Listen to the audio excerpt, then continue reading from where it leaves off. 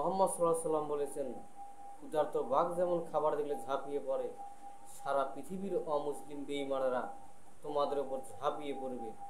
তখন সাহাবী আল্লাহ রাসূলকে প্রশ্ন করলেন যে, আল্লাহ রাসূল, সারা পৃথিবীর অমুসলিম আমাদের উপর ঝাঁপিয়ে পড়বে, তখন কি সংখ্যায় আমরা কম হব? তখন আল্লাহ রাসূল সাহাবীর প্রশ্নের উত্তর দিচ্ছেন যে, না, তোমরা সংখ্যায় এত বেশি হবে যে এত দ্বিগুণ হবে, তোমাদেরকে গুণে শেষ করা যাবে না। কিন্তু তোমরা তখনও তাও অমুসলিম কাফের বেঈমানদের সাথে পেরে উঠতে পারবেন না। তখন সাহাবী বললেন, আল্লাহ রাসূল, যদি আমাদের সংখ্যায় যদি অনেক দ্বিগুণ হয়, কেন আমরা তবু তার সাথে পারবো না? তখন আল্লাহ রাসূল সাহাবীর প্রশ্নের উত্তরে বললেন যে, দেখো, তোমরা অনেক মুসলমান হবে সংখ্যায় অনেক, কিন্তু তোমাদের কারোর সাথে কারো কোনো মতের মিল থাকবে না। এই দলটা আর একটা দলকে বলবে কাফের, এই মৌলানা সাহেব আর এক মৌলানা সাহেবকে বলে কাফের। এই কারণেই সারা পৃথিবীর অমুসলিমেরা তোমাদের ওপর ঝাঁপিয়ে পড়বে। আর যত মুসলমান যারা বেশি রয়েছে, অনেক মুসলমান যাদেরকে গুণে শেষ করা যাবে না, তারা তোমাদের দুঃখ কষ্ট দেখে হাসবে। এখন ইসলাম আছে একটি দলে, তখন ইসলামের বিভিন্ন দল হবে, ইসলামের বিভিন্ন পথ হবে, ইসলামের বিভিন্ন মতদর্শন হবে। এ হুজুর বলবে যে এটাই হচ্ছে আল্লাহ রাসূলের সুন্নত, আর এক হুজুর বলবে জি না, এটা হচ্ছে জাহান্নামে যাওয়ার রাস্তা। আর এক হুজুর বলবে যে এটা হচ্ছে আল্লাহ রাসূলের সুন্নত। তখন হচ্ছে তখন এই তখন মুসলমানদের মধ্যে ৭২ থেকে ৭৩টা দল হবে, একটি দল থাকবে, সেই দলটা হচ্ছে জান্নাতি। তখন সাহাবী বললেন যে, আল্লাহ রাসূল, ৭৩টা দলের মধ্যে একটি দল থাকবে জান্নাতি, সেটা আবার কোন দল? সেই দলের সন্ধান আমরা কিভাবে তালাশ করব?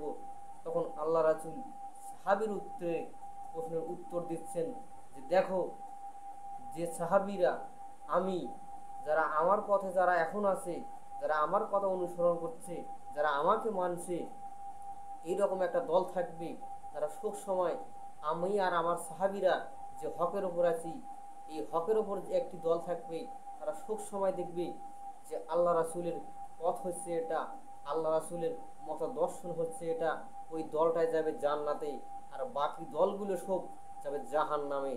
তখন সাহাবী বললেন, আল্লাহ রাসূল, কিভাবে আমরা সেই দলকে চিনব? তখন সেই দলটাকে আল্লাহ রাসূল বললেন যে, এই দলটাকে আপনারা চিনবেন এইভাবে। তখন তারা কাজের মাধ্যমে দেখিয়ে দিবে, হাতের ইশারায় দেখিয়ে দিবে, এটা হচ্ছে আল্লাহ রাসূল সাল্লাল্লাহু আলাইহি সাল্লামের মত, এটা হচ্ছে আল্লাহ রাসূল সাল্লাল্লাহু আলাইহি সাল্লামের পথ। এই ব্যতীত যে দলগুলো রয়েছে, তারা যে কোনো সময় গোমরাহ পথভ্রষ্ট হয়ে যাবে। তারা সব সময়ের জন্য আল্লাহর দেওয়া পবিত্র কোরআন আর আমার দেওয়া বাণী হাদিসকে তারা অনুসরণ করবে, সে ব্যক্তিগুলো জান্নাতে যাবে। আজকে দেখুন আল্লাহ রাসূল সাল্লাল্লাহু আলাইহি সাল্লাম বলেছেন, আজ দেখুন মুসলমানদের মধ্যেই বিভিন্ন দল, এই মৌলানা সাহেব আর এক মৌলানা সাহেবকে বলতেছে মাঠে ময়দানে বলতেছে কাফের, ইহুদিদের দালাল। মুসলমান সারা পৃথিবীতে ২০০ কোটি, একজন মুসলমানদের মধ্যে কোনো ভ্রাতৃত্ববোধ নেই। সব সময় তারা নিজের সিদ্ধি সাধ্য হাসিল করার জন্য তারা পবিত্র কোরআন এবং আল্লাহ রাসূলের সুন্নাহকে তারা ভুলে গিয়েছে। ভুলে যে তারা নিজস্ব মন গড়া আইন, নিজস্ব মন গড়া কথা তারা বলে বেড়াচ্ছে মানুষের সামনে।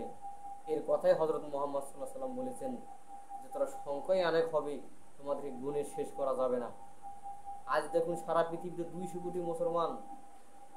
আজ ফিলিস্তিনের গাজার দিকে তাকিয়ে দেখুন, ফিলিস্তিনের গাজায় নিরীহ মুসলমানরা মার খাচ্ছে, আর সারা পৃথিবীর মুসলমানেরা তাকিয়ে দেখছে আর বলতেছে যা লাগে তা দেব, সহযোগিতা করব।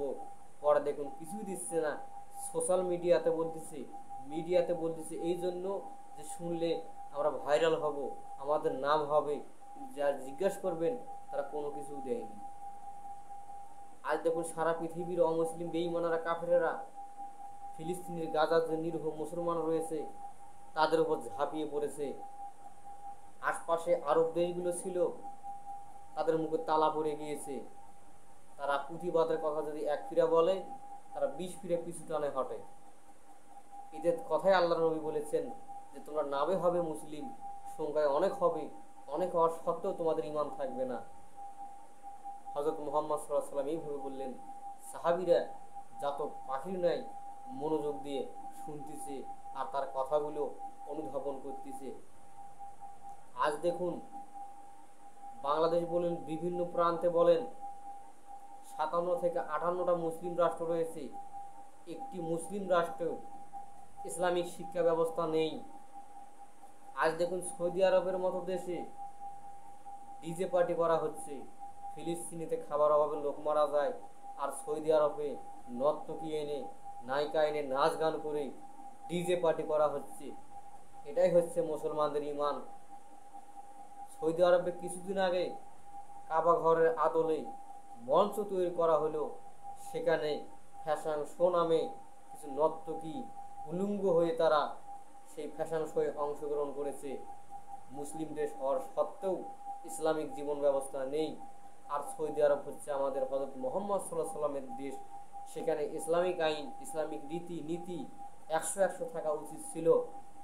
তার চেয়ে আমাদের বাংলাদেশ অনেক এগিয়ে আছে। বাংলাদেশ ইসলামিক রাষ্ট্র না হলেও, যেহেতু আমাদের দেশের হুজুরেরা বলে 99% মুসলমানের দেশ, কিন্তু 5% মুসলমান নামাজ পড়ে না। এই বাংলাদেশে 5% মুসলমান নামাজ না পড়লেও কিন্তু কিছুটা হলে আমাদের বাংলাদেশে একটি ইসলামিক সম্বর্ধনার মতো একটি পরিবেশ আছে। বাংলাদেশের মানুষ সবসময়ের জন্য ইসলামের জন্য তারা জীবন দিতে প্রস্তুত।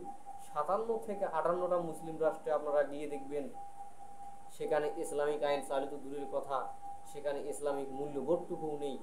কিন্তু তারা বলে যে 57-58টা মুসলিম দেশ যদি থাকতো, তাহলে গাজার মতো, গাজায় ফিলিস্তিনি শিশু বাচ্চাকে আজ জীবন দিতে হতো না। 57 থেকে 58টা মুসলিম দেশ, আপনাদের একটি ভাবা উচিত ছিল, আপনারা গোলামি করবেন আল্লাহর, কোনো মানুষের দেওয়া গোলামি করবেন না, কোনো মানুষের দেওয়া মতাদর্শের কাছে আপনারা মাথা নত করবেন না। ক্ষমতা আজ আছে, কাল নেই। সেই ক্ষমতার ভয়ে, ক্ষমতার জন্য একটা জাতি চোখের সামনে শেষ হয়ে যাচ্ছে। আর আপনারা আমেরিকার দালালি করছেন, রাশিয়ার দালালি করছেন, ইসরায়েলের দালালি করে আপনারা ক্ষমতায় টিকে থাকতে কয়দিন পারবেন?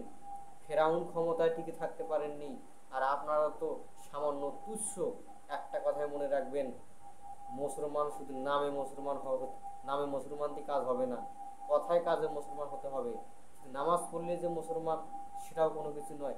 একটা জাতি চোখের সামনে মারা যাচ্ছে আর আপনারা আনন্দ উল্লাসে মেতে উঠলেন।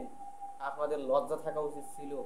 সৌদি আরবের মতো একটি দেশে, যেখানে হযরত মুহাম্মদ সাল্লাল্লাহু আলাইহি সাল্লাম জন্মগ্রহণ করেছে, সেই দেশে আপনারা কোন সাহসে ডিজে পার্টি করতে পারলেন? যেটা মক্কা মদিনার দেশ বলা হয়, যেখানে ইসলাম প্রতিষ্ঠার দেশ বলা হয়, যেখানে পবিত্র কোরআন নাজিল হয়েছে, যেখানে হযরত মুহাম্মদ সাল্লাল্লাহু আলাইহি সাল্লামের সমাধিত হয়েছে, সেই জায়গায় আপনারা ডিজে পার্টি করেন, নাচ গান করেন। আপনার মুসলমান নামের কলঙ্ক। আপনারা কিসের মুসলমান? আর এক মুসলমানের বিপদ দেখে আর এক মুসলমানের গায়ে রক্ত টকবক করার কথা উচিত ছিল। আর সেখানে ফিলিস্তিনের একটা নিরীহ জায়গায় ছোট ছোট বাচ্চাদেরকে মেরে ফেলা হচ্ছে। আর আপনারা সেই সময় আনন্দ উল্লাস ভোগ বিলাস করেছেন। একটা কথাই মনে রাখবেন, আল্লাহ ছাড় দেয় কিন্তু ছেড়ে দেন না। আল্লাহর মার দুনিয়ার বার। যখন আল্লাহ আপনাদেরকে ধরবেন, তখন ক্ষমতা দূরের কথা, আপনারা পালানোর মতো গর্ত খুঁজে পাবেন না। একটা কথাই মনে রাখবেন, আমরা জানি মক্কা এবং মদিনা হযরত মুহাম্মদ সাল্লাল্লাহু আলাইহি সাল্লামের দেশে অসামাজিক কাজ হয়, নোংরামো কাজ হয়। এটা কিন্তু মেনে নেওয়ার মতো কোনো কথা নয়। আমি একটা কথাই বলতেছি, সময় থাকাতে আপনারা নিজের ভুল শুধরে নেন, আল্লাহর কাছে মাফ চান, নিরীহ ফিলিস্তিনিদের পাশে গিয়ে দাঁড়ান, তাদের তাদের সহযোগিতা করেন। তাদেরকে সহযোগিতা করলে আপনাদের কমবে না। আমি একটা কথাই বলে রাখছি, বাংলাদেশের যারা সহৃদয়বান ব্যক্তি রয়েছেন, কথায় কথায় বলেন যে ফিলিস্তিনের ভিসা ফ্রি করে দেওয়া হোক, আমরা ফিলিস্তিনে যাব যুদ্ধ করতে। যেই ইমান তোমার সামান্য মশার কাছে গিয়ে তোমার ইমান থাকে না, তোমার সেই হালকা ইমান নিয়ে ফিলিস্তিনে যাবে যুদ্ধ করতে, তোমার তোমার ইমান আগে ঠিক করো, তারপরে যুদ্ধ যাওয়ার প্রস্তুতি নিও। আজকের মতো এই পর্যন্তই। আসসালামু আলাইকুম রহমতুল্লাহি আবরাকাত।